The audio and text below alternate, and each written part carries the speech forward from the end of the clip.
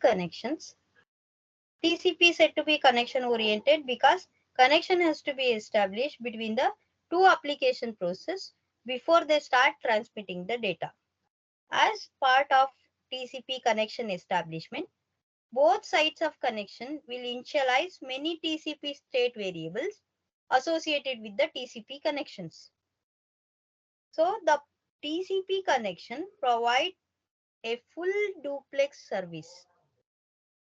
Means if there is a TCP connection between process A on one host and process B on another host, the application layer data can flow from process A to process B. Okay.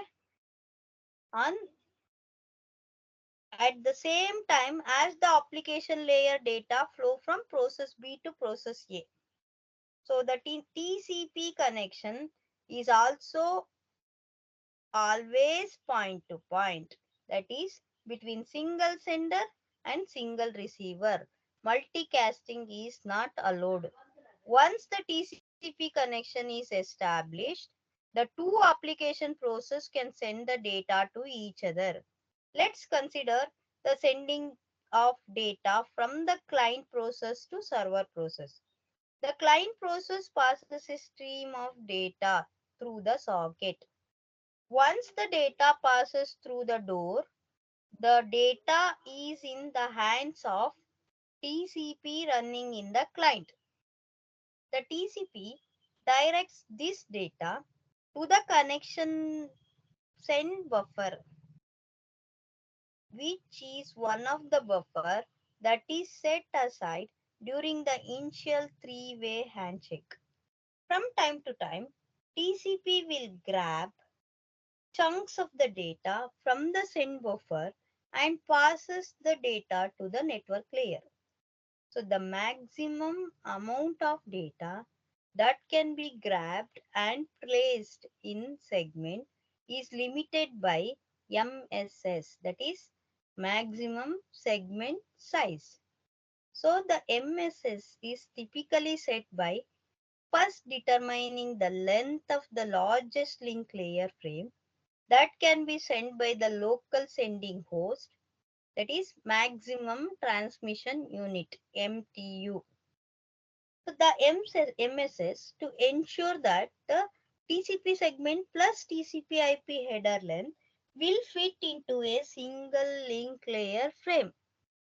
Now the TCP pairs each chunk of client data with the TCP header, thereby forming a TCP segment. So the segment is passed down to the network layer where they are separately encapsulated within the network layer IP datagram. Means it will append the IP address there. So the IP datagram are sent over the network and at the receiver, it receives the segment. The segment data is placed in the TCP connection receiver buffer.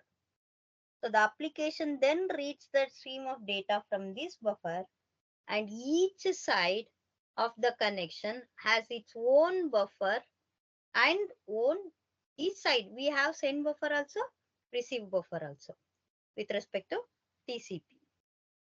Next, we will see the TCP segment structure. So TCP segment consisting of header file and the data file. You can see from the structure. So the data field contains the chunk of application data. See, you can see variable data, application data. This is a data field. The minimum length of TCP header is 20 bytes.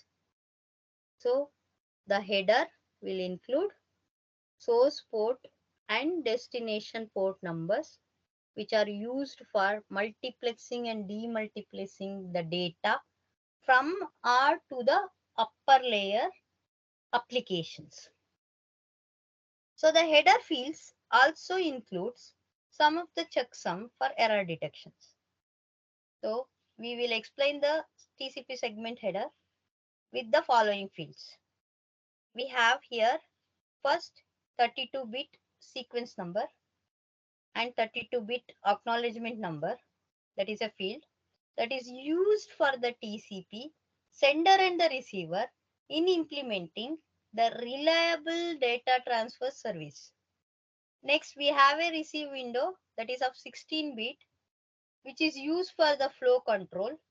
It is used to indicate the number of bytes the receiver is willing to accept.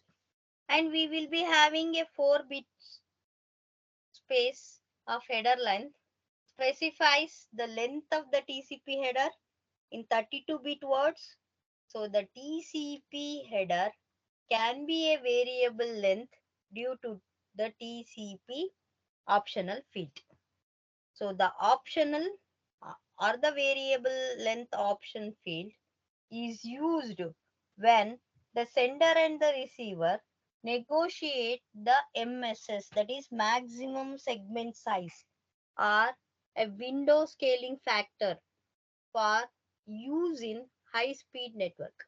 Next is called flag field, that is of 6-bit. Acknowledgement bit is there, ACK A, which is used to indicate that the value carried in the acknowledgement field is valid. That is, the segment contains an acknowledgement for the segment that has been successfully received. Next, we have reset, SYN and FIN bit, which is used for connection setup and teardown. Setting the PSH, that is push bit, indicates the receiver should pass the data to the upper layer bit. And we have URG bit. So that is used to indicate that there is a data in this segment that the sending side upper entity has marked as urgent. So the location of last byte of this urgent data is indicated by the 16-bit urgent data pointer. Here you have a data pointer field. TCP must inform the receiving side upper layer entity when the urgent data exists and the pass it to pointer to the end of the urgent data. So we have here important concept is sequence number and acknowledgement number. Okay. So got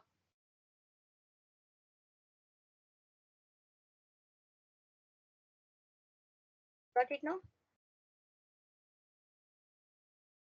So sequence number, it's a byte stream numbers of first byte in the segment data. Acknowledgement number, sequence number of the next byte expected from the other side. So we can have cumulative acknowledgement also. We will see in detail with the problem in the next class.